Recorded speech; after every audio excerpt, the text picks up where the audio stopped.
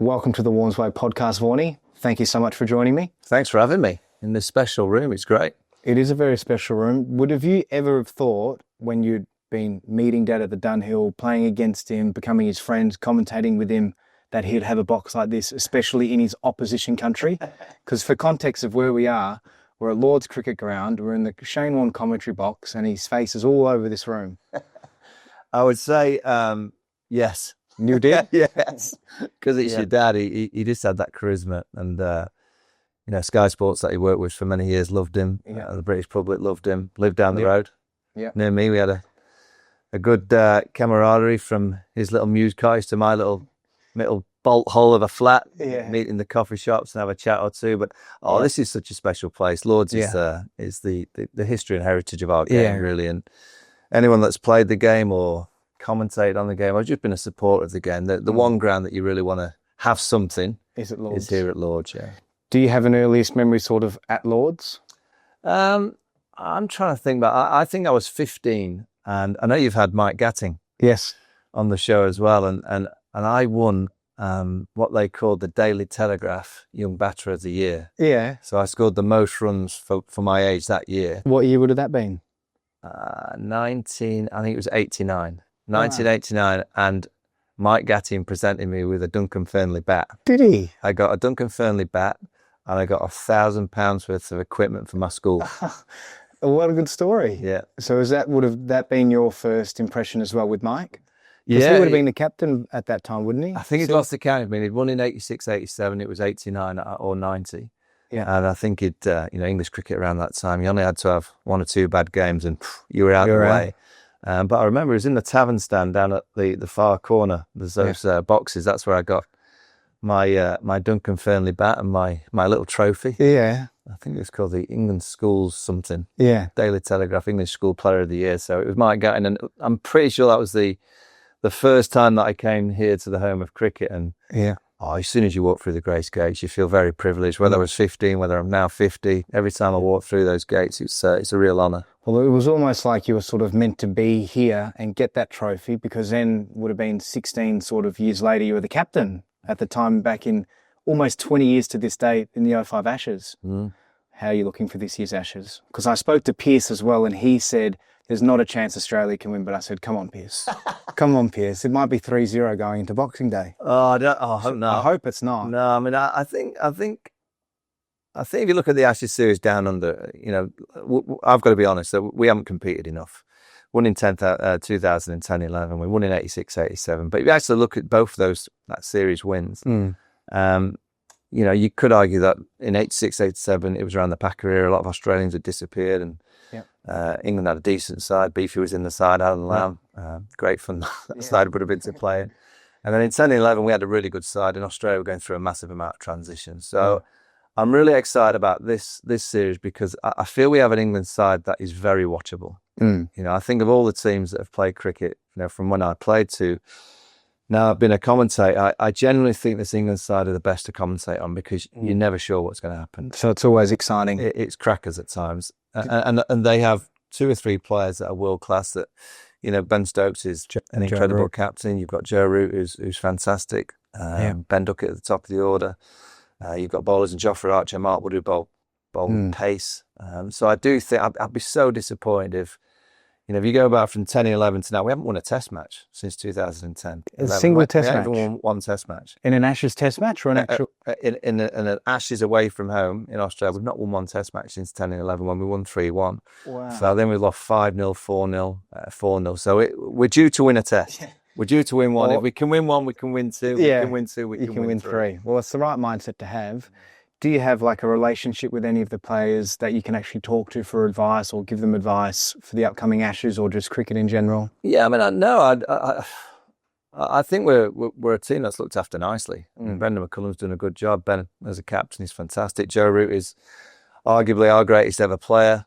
So I think they've got enough in the ranks. The one thing I can probably give them is a bit of advice of what Australia will do, because I've been there for the last few years, and I've seen Australia play in their own backyard more than I've seen England in their own backyard. I've been to every ground. I know the pitches. So if they rang for any advice, of course I'd give it. But I'm looking forward to commentating on this series, because I do think The England side are the kind of side, I know what the Aussies are like. They like to see sports people get on the front foot, have a go, have a dash. That's what your dad used to love. Exactly. You know, any cricketers or any sports people that play with a bit of flamboyancy, play with a bit of risk. Yep. At time, I'd like them to be a bit smarter, but the Aussie public will enjoy this England team. They really will. I think by the end of it, there'll be a few characters in the England side that the Aussies will start to think, I wish they were Australian. It's just that I hope that's the case, because if that's the case, I think England would have played well and they'll have seen some good cricket. But I think the Aussie public will like this England team. And I think that's good for the game as well. Like, sure, it's competitive and sure, it's the Ashes, but when you can actually build a rapport with the opposition teams and players, that's when you actually start to remember and you can start to see from their point of view, and it's sort of bigger than just a sport. So especially with the Ashes, it's like, would you say, I saw you spoke to, I'm going to get his name wrong, but he came on your Stick to Cricket and you asked, what's a bigger rivalry between India, Pakistan or Australia and England? Oh, it was Ravi Shastri. Yeah, Ravi Shastri. And he sort of just looked at you and come on. And then he sort of commentated something that he was commentating from the India-Pakistan rivalry. But with commentary, did you find that sort of, because when you retired, did you get straight into commentary? I started on the radio. Did a bit of, we have a highlight show here in the UK. At the time, it was on Channel 5. I worked with likes of Mark Nicholas, Geoffrey Boycott. And then I got asked to go and do an Ashes series in Australia, the Ashes series 10-11 when England won for Channel 9 with your dad, Richie Benno, Bill Lawry. Yeah. That was my most surreal moment in comedy. Was it? Yeah. Yeah, at the MCG, where I was put on with Richie Benno, Bill Lawry and me. Yeah. And you get a 30-minute slot. And I'd love to be able to kind of rewind and have a look at that 30-minute slot, because I reckon I said not one word. Because I was kind of looking at, the 12th man tapes. Yeah, you're just staring in awe. I was just laughing at Bill because I was wanting him to talk about the pigeons. And, you know, Richie Benno is just an icon of broadcast. But I think it was more around, I didn't know what I was going to do when I finished. So I finished in 9. Yep. And I started to do a bit of commentary and a bit of media work because I wasn't sure. And I honestly thought I'd move away into business and do things in cricket, but also away from cricket. And it was around 2013-14. I realized I really enjoyed turning up and talking about the game and just watching. And you know, the one thing I hate is playing now. Is playing. My body's knackered, and I just can't stand the aspect of a ball coming at me or trying to bowl the ball or move in the field. But I would sit and watch any game of cricket. Yeah. You know, whether it's my lad who plays or Saturday afternoon, if I play golf in the morning, I'll always go, oh, is there a team playing at my club?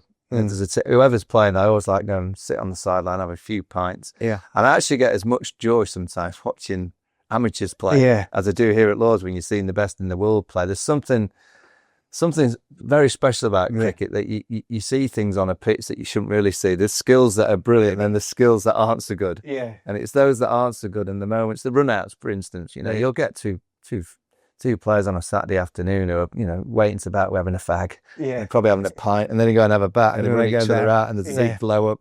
I kind of like that as much as I like watching England play against Australia. It's just I've got a genuine love for cricket. Do you have a favourite format? Like if you could pick one, Test, ODI, or Big Bash? Yeah. 2020, sorry. Yeah, the Test by a mile. Test by a mile. Yeah, I mean, the way I still the purest form of cricket. I just think in a Test match you get a real story, and the story changes, and there's a narrative. And I think if you ask me about, every England Test match over the last few years, I bet you I could recall the Test match. Really? If you said to me, England's one-day game last year, I can't remember who they played last summer.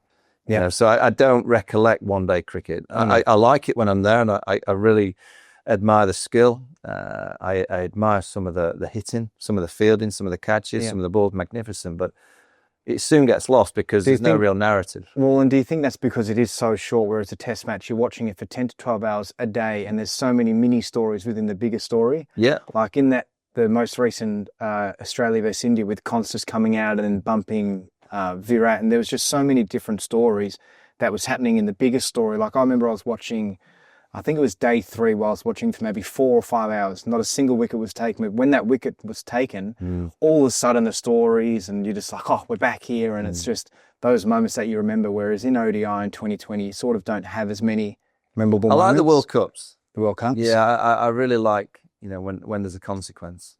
I think there's a lot of cricket, and sometimes in Test match cricket, there's not enough consequence at the end of that game. Yeah. And a lot of the bilateral one-day series, it's just a series. We're just watching a series. It's almost like just a show that's on. But You know, when it comes to World Cups or IPLs or the hundreds, you know, when there's absolute consequence, and you can see that a mistake that a player makes on that given day might cost the team a chance to go through to the semis or through to the eliminations. Yeah. That's when I really like the white ball game. Well, talking about cut-offs and their stakes, the Dunhill. The Dunhill is one of the most, it was Dad's favourite, and I've said this so many times in my podcast. I've said it with Pierce, I've said it with Finchie. Dad's favourite 2 weeks of the whole year was the Dunhill. Do you have any, because what was your first year of the Dunhill? Was it 2005 or 6? 2003. 2003? Yeah, 2003. I mean. Was Dad playing in 03? He was there every year. Well, I reckon, because I was talking about, he used to get a tie, didn't you, for how many years you've played? You get your little marks on the back, and you made the cut on the Sunday. And because I need to find that tie, because I reckon he played at least 15 or 16 Dunhills. Oh, definitely. Definitely? Yeah, he definitely would have played. He played every year I was there. Really? Yeah, and it's a nervy time around July, August when the invites out, and then someone gets an email, and particularly here around the commentary box, and he'd come sprinting down. If you had the email, I'd be like, no, I've not got mine. Yeah. So was there a year that you got invited, and then there was like a gap where you didn't get invited? I did Strictly Come Dancing one year, so I missed it. Yeah. And then there was one year I didn't get invited. And then there was, I had to go somewhere else another year. So from about 2003 to now, I think I've missed 3 years. Wow.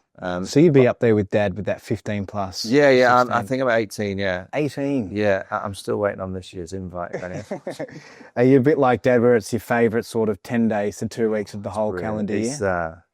Yeah, but your dad had some interesting theories up in Scotland. About the Dunhill? Well, he'd stay in a hotel one year, and then he'd go, no, I'm chilling, I'm going to get an apartment because I need to relax, get ready for the game. And then he'd have about 10 vodka Red Bulls on the Tuesday night, and he's back to square one. Yeah. But the biggest games were always Tuesday, Wednesday.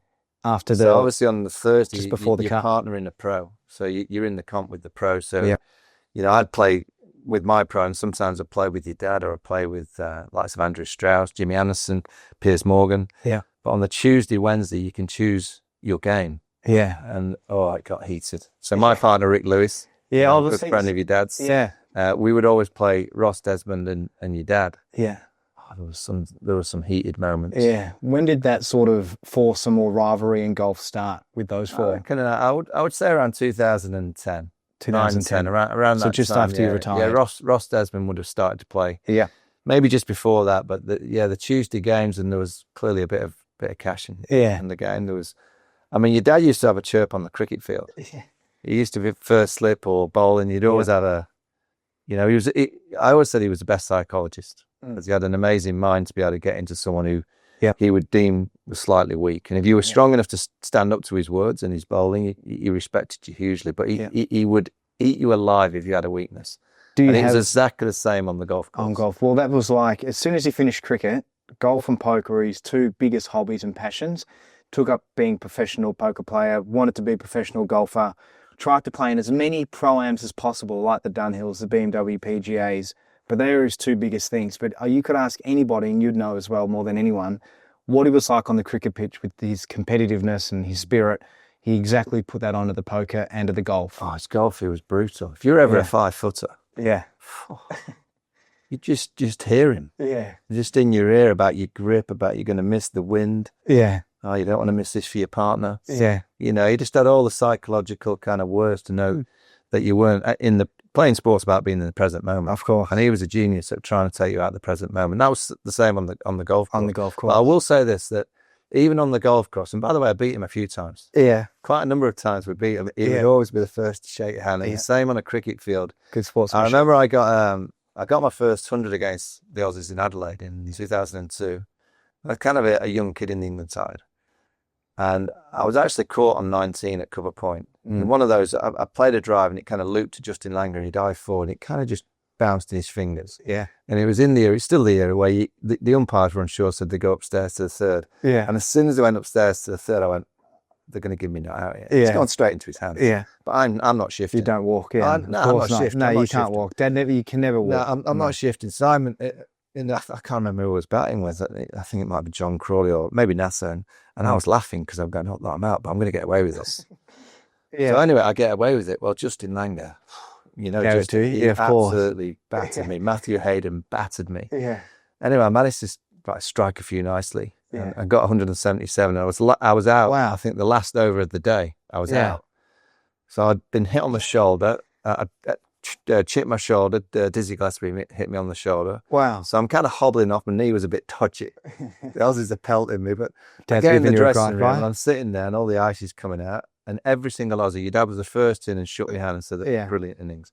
Yeah. The only one that didn't come in with just it. It was JL. He didn't speak to me for years. For years? Yeah. Wow. Oh, we've got over it now. We're good mates. But Yeah. I always remember that day because Dad, it might have been at tea time, actually. I think I was 100 and something not out at tea.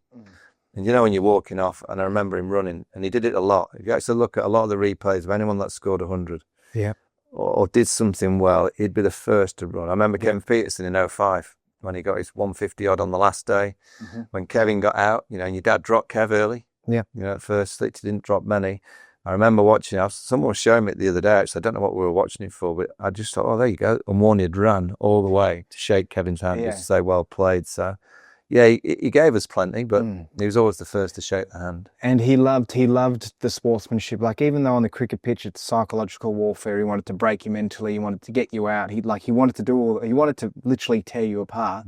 But while he's doing all of that, exactly like what you just said, he'd be the first person to have a beer with you, ask if your kids want a photo or an autograph. And that was just the type of person he was. Yeah, I'll tell you what used to make me laugh at the Dunhill. You know, so with the handicap system, you get shots on holes. And the shot holes, for us as the amateur, it's your pressure hole because, you know, obviously you get a par, you get your shot, you get a birdie.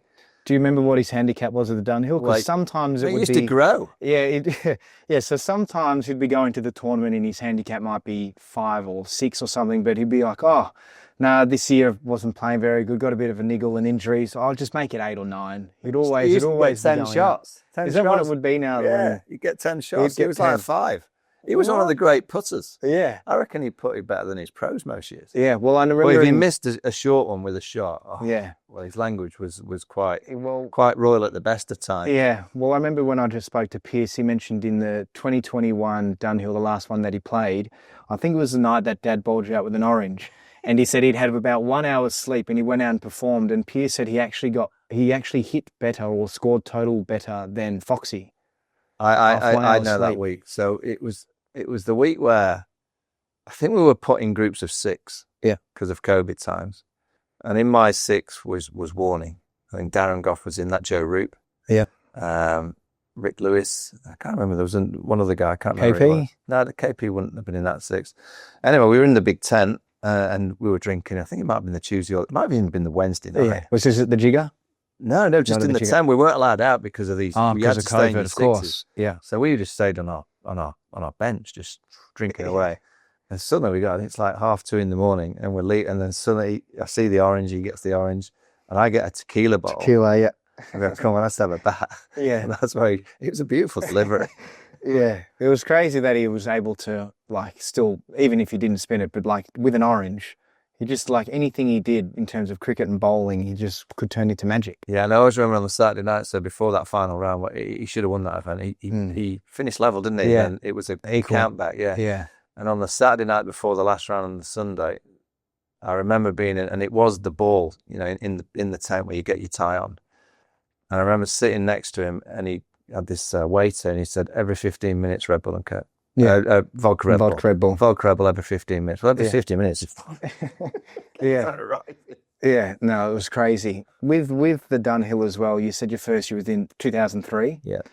Did your relationship with Dad sort of ever change? Because obviously in 2003, you're versing each other, Australia and England, but then sort of when you both retire, you're both broadcasting together, you can be mates. You don't really have to. I'm sure he would have been mates with you anyway in 2003, but did your relationship ever sort of change as you guys got older? No, I think... Or did you just click straight away? Clicked. Yeah. You know, Warne was such a good person to a lot of people. Yeah. You know, I used to laugh at the Dunhill because, you know, you would go in the Jigger pub and there was like film stars from Hollywood. Yeah. But Warne would walk in and they all wanted to speak to Warne. Yeah. And a lot of them, he was very famous, but a few would go, who's that guy? Yeah. Who is that guy? He seems to be holding court. Yeah. And then everyone would be around him. And it would be the same if we went to a local cricket club. You know, he'd have the same kind of reaction. clearly in a cricket club, everyone would want to speak to him, but he'd treat everyone exactly the same. Yep. And I think what happened with, obviously, him being here a lot in the summer, we played golf all the time. We had a similar set of mates that liked to play golf, liked to have a bit of fun. But the Dunhill really was the end of the season where we'd all just meet in Scotland. It was a brilliant week, always fun. And then obviously I got these opportunities to come to Australia to work and commentate, and he always looked after me. You know, whether it was in the Channel 9 box, to then obviously we both went to work for Fox. Yeah. And the one thing I've always remembered, and I have him, I'm not just saying it, I have him as the greatest cricketer because of what he delivered. The skill that you deliver as a leg spinner is the hardest skill.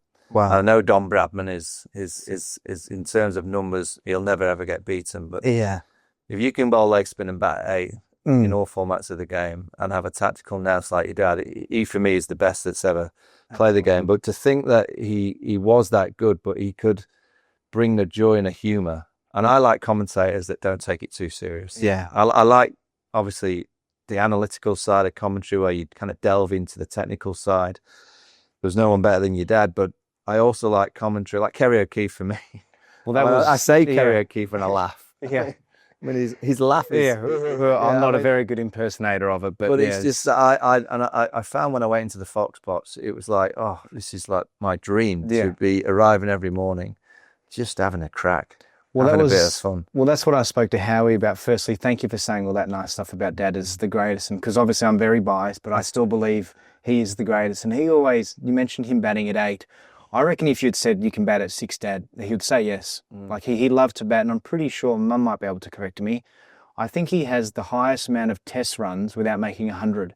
Because he was always shattered, he never got that 100. But if he'd got that 100... It was a no ball. He wouldn't... Yeah, pardon? It was a no ball. Yeah, it was a no ball. You have a look at the player's foot and it's over the line. I don't think it's quite cool that he didn't, because he talked about it. He managed to turn it into a business because he started a beer called 99 Not Out. So he based his whole beer off actually getting 99 Not Out. Yeah. But going back to the commentary box, I just remember so many happy memories and moments with you, Dad, Howie, Kerry O'Keefe. You all just look like you're having a lot of fun. Yeah, it's good. Like the amount of jokes. What are the pies called in Oz? The 4 and 20 meat pies. 4 and 20 meat pies with tomato ketchup. Yeah. Did you have some of them? Oh, well, he used to arrive it. I mean, Laurie Colliver sat in the corner, our analyst on Fox. He kind of munches most of them. If you can get one, you're lucky. But your dad, all the sausage rolls. He'd always have a few sausage rolls, pies, or a big box of chips. Yeah. Big box of chips would arrive at 4 o'clock. Straight away while he's on commentary. Well, he was like that with the Did you ever go to an AFL game with him? No. He was like that in the AFL, sort of, would go to the box, would watch a footy game, especially with the Saints. Sometimes in the boxes you could get like these fancy steaks or these nice sandwiches. The only thing Dad wanted was meat pies, sausage rolls, scones, and a lot of sauce. And occasionally some hot chips if you can get the hot chips up as well. He loved his margarita pizzas as well, didn't he? It had to be... dirty, rotten, greasy pizza. That was the margarita pizza he wanted. You might have been commentating with him when he actually started a poll during the Big Bash, and there was a poll of what is the best type of pizza. It was traditional pizza, wood-fired pizza, gourmet sort of fancy pizza, or dirty, rotten, greasy pizza. And that was the category Dad said would be the best. And I think he got like 85% of the votes was the dirty, rotten, greasy pizza. But what was it like sort of just commentating with him? Because you would have obviously versed him and had a relationship with him at golf, but like when you're sitting next to him and you're talking about cricket and everything with him, would that be... Yeah. Yeah, he was always fun. He saw the game. He saw the game really early and always opinionated, which I like. I think that's your role as a pundit commentator to, get the ears perked up. If you're watching at home, you don't want to hear vanilla. You want to hear someone say something. Go, oh, what's he saying now? Yeah. Which you've already said about. I mean, his masterclasses on leg spinner are as good as... Yeah. And they're still there for everyone to see on YouTube. They're as good as anything that you can ever watch in any sport. If you're trying to be, again, the hardest skilled person in cricket is to try and produce leg spin. But if you want to try and be a leg spinner, there's that masterclass. So is that actually true? Because Dad used to say, and sometimes Dad would, as you would know as well, it always had a little bit of mayo in his stories. But he used to say bowling good leg spin in Test cricket for 10, 20, 30 overs is one of the hardest skills in cricket to do. So he always used to be like, Jacko, no one's going to break my record. No one can get the 708. No one can do what I did. And I sort of laugh about it. He's like, mate, bowling leg spin for the amount of overs and years and everything he did was the hardest thing to do in Test cricket. So that's true. It is the absolute hardest thing to do. Yeah, I mean, you could argue that someone bowling kind of phantom off spin is a bit harder because they're no good. Yeah. But to do it for so long and to deliver that skill, you know, it's the body, it's the fingers, Yeah. It's the mind. Yeah. You know, not every day is a good day. Yeah. But he had the I always believe at the highest level you've got to have a swagger. You've got to have a swagger. And there's no way in a million years that your dad could have felt $1 million every day. No, of course I will. Impossible. But he had the persona and the body language to portray that he was confident every day. Yeah. It's impossible to be confident every day, but somehow your dad managed to convince everyone that he was. That he did. Yeah, going back to sort of the early 2000s, did you ever meet Dad before like 2003? I think, when did he play for Hampshire? 2000 was the first year at Hampshire. I reckon I played against Warne Headingley. Maybe 2000, 2001. Really? So that was just during like the county But it league? might have been a one-day game. Might have been Okay. like a 40-over game. I don't think I played a red ball game against him until the Ashes in 2002. 2002. Yeah. And would that, okay, well, I'd love to talk to you about the 2005 Ashes because it's 20 years on since that. Would you say that's arguably one of the greatest ever Ashes series ever, or at least of the modern era? Oh, yeah, I think so. I mean, I can't talk on behalf of Ashes series back in the Bodyline series, which is obviously a very famous one. I've seen clips, but I haven't seen enough to be able to say how good that was. But I think in the modern times, I would say it's up there with the greatest series. The Australian series away from home in India, that was a tremendous series. There's been some fantastic series in recent times. The England-India series that's just been was fantastic. India winning in Australia a couple of years ago, that was an incredible series. But I think for a series to have so many star players and to have drama in every game, there's so much drama. So With McGrath with his foot and everything. There was just so much, and I guess the celebrations and the scenes. That's how much it meant to the English public. Is the fact that we were so used to getting hammered by your dad's team that we suddenly managed to get over the line. And people always go, oh, you know, you got one. They would say, oh, Warne was probably past his sell-by date by now. I said, wait a minute, he got 40 wickets. Yeah. Well, 40 wickets in the series. Well, it's pretty good. Exactly. And talking about the 40 wickets, I'm pretty sure to this day, there might have been people before, but he was the only one that equalled player of the series with Freddie Flintoff on a losing side of the Ashes, which I'm pretty sure is unheard of. Yeah. And I remember there was a moment at the Oval when I think it was quite clear that we were winning. Kev had got his big 100 and Ashley Giles had got a 50. I don't know how that happened, but he did. But our crowd were, you know, we love Warne. You know, the whole crowd started to. I think up until that moment, he'd probably got a bit of stick like he always used to get. But then who ate all the moment where he kind of dipped his cap to the crowd because I think the crowd realised that they were watching a little bit of greatness, and obviously they didn't think they were going to see him again playing for Australia in England. So there's a great deal of warmth and love, and there's a bit of hate because he was that good. You're going to hate someone who's so good in beating your team, but there was a huge amount of love from the England supporters to Warne. Yeah. And what about the celebrations after that 05 Ashes? Because I remember watching either a movie or a mini documentary. I think it was like KP and Freddie Flintoff hadn't slept and they had to go meet the Queen. Is that right? They hadn't slept? We met the Prime Minister. Prime Minister, okay. I think the Queen came a few weeks later. Well, we met some dignitaries in some rooms. I think the Mayor of London. Yeah. Not too sure who the Mayor was back in that day, but then we went to number 10. Then we ended up here actually at Lord's. And then the party carried on. It was there were some scenes. What was it like, sort of? Because you were on a double-decker bus, sort of driving through the city of London, weren't you? Yeah. We got picked up at our hotel, and then we went to the Mayor's office, and then we worked our way through to Trafalgar Square. I always remember, like, the night before, and you're drinking a few beers in the dressing room, then went back to the hotel, and we had no clue. Someone said, oh, the bus ride in the morning, I think someone no one's going to turn up. Yeah. And we were like, well, we didn't know. And then in the morning when we woke up, there was just thousands, and the streets were lined. I mean, Australia is similar to England. if there's a party on, everyone goes out for a party. And there was probably people on the street going, who are these people? We don't even know who they are, but the party looks pretty good. Yeah. We'll party over anything here in the UK. But it was and I look at that series, and particularly a lot of the Aussies now, they're my good mates. Yeah. You know, Gilly, Ponting, Justin Langer, Haydos, see them all in Australia. Yeah, some work for Channel 7, obviously some are at Fox with us, some are on the radio, you know, Jason Gillespie, you see Glenn McGrath, and they've become really good mates. So when you're playing a series like that, as much as it's, you know, you want to win and you're trying to do everything you can to get that little earn in your hand, there's a bond, I think, from both of those teams that have been created with both sets of players. And I think that's what sport does, at least what Dad used to tell me all the time. What sport does is you're actually creating something deeper than just a friendship. You're actually creating a bond because you're going through so much suffering together, emotional stress together, victory, loss. You're going through all these different, you know, trials and errors. But then when you come out the other end, you're like, oh, I can't believe we've just done that, whether it was win or loss. You actually do create a bond. So you don't see them for maybe 10, 15, 20 years. And then when you see them, it's just a really nice feeling. Yeah, it's a respect. Yeah. It's a respect. I mean, an Ashes series is pressurised. Yeah. You know, it really is a tough kind of, it's great and it's so enjoyable, but the players are under a huge amount of pressure. Yeah. You know, there's a stress that comes with, you know, that demand on yourself to try and do well, the desperation that you want your side to get over the line. And I think both sets of play, it's a bit like the Ryder Cup, I reckon. You know, when you play a Ryder Cup, you can see a group of golfers that are under so much pressure. Yeah.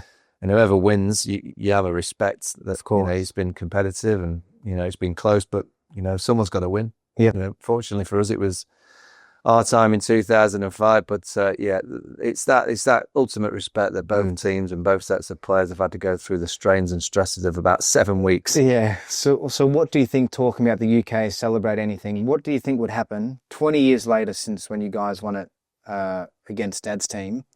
What do you reckon would happen when you come back and you won the Urn in the UK? So if you guys win this series, what do you think the scenes would be like when you arrive back? So England have got to go and win. Yeah. Because obviously Australia hold the Urn. Yeah. Have you won it? I'm pretty sure that it was in 1932. The last time you won it away. The last time that England went to get the Ashes back in Australia. So nearly 100 years. I think if this England side go and get the Urn back, so they're going to have to win 3 games. Of course. I can't imagine there'll be draws. Yeah. England don't play for draws, so they're going to have to win 3 games. I think there'll be a monster party. Wow. I would think there'll be days off. I think there'll be public holidays. There might be a public week holiday. Ben Stokes will be not only a knight, he'll probably be a prime minister. He'll be able to do whatever he wants. Yeah, he'll become a prime minister. Yeah, it'll be huge. But the team have got a chance. Yeah. That's all you want is a chance. But you then got to go and play. You've got to get into a rhythm of play. You can't just play one way in Australia. I mean, you can't just think, the only way that we can play and beat Australia is to play expansively. They're going to have to play smart at times as well. Yeah. Do any of the boys like Ben Stokes, or I know Joe Root has, do they play the Dunhill? Joe Root's played twice, I think. Yeah. Jimmy Anderson's played. He's obviously not in the team anymore. I don't think Ben's not played. Ben's not played, okay. I mean, Ben's violent on the golf course. Left-handed, yeah. I've not played with him, but I've seen his swing. And he can launch a ball. Yeah. And I'd love to talk to you about Stick to Cricket, Vaughan. I think that is one of the coolest cricket shows ever. So it's yourself, Bumble, Phil Tufnell. Yeah. Alistair Cook. Yeah. And then with Stick to Cricket, you get on guests and you talk about like life. Yeah, we started it, and you know we're very lucky. We've got a great production team. Yeah. It just looks like you're all having really good fun again as well. Your chemistry. You kind of have a running order. Yeah. So I'm like the anchor that has the running order. I don't think there's been one show where I've gone past the second subject. Yeah. Because we're going to something, Bumble will mention something, we go on to that, sorry, then Tufnell's mad. Yeah. He'll say something, we'll go down that route, and then Alistair will come up with something. Before we know it, we're like 50 minutes in. All right, okay, see you next week. Yeah, but I think that's the beauty of like where content and sort of sport is heading nowadays. More people want to listen and watch that realness and that genuine chats. Yeah. Have you had sort of, if you're allowed to pick a favourite guest on Stick to Cricket yet? Or what's been sort of the most outrageous story you've heard? Oh, Sam Burgess. It's the Sam Burgess story. Yeah, Sam Burgess. She'd been on the same show in Australia, the SAS show, and how he choked a bush driver, threw him off. Knocked another. Yeah, I think he was military trained. This person knocked him out, threw him off the bus, ended up in KFC. Yeah, no. So I'd say Sam's produced probably the most bizarre story.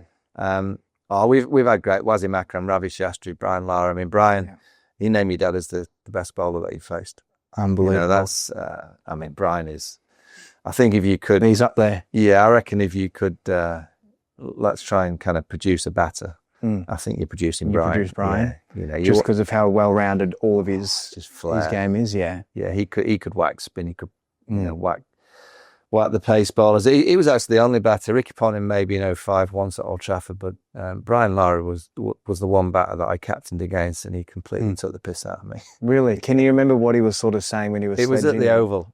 No, he didn't sledge. It was when he was batting. And you tried to get into his head. Tried to kind of, always used to protect certain periods of the, parts of the ground. And I always felt with most players that if you bowl well, you could protect. And Lara just took the mick. Really? Yeah, he put 7 fielders on the offside. He just whip it on the onside. Yeah. And he started all bounces. He'd just work away, just put in wherever the gaps were, he'd find it. He's a special man, Brian. He was a freak. Do you have a most memorable moment from Dad with sledging? Because you were talking about earlier.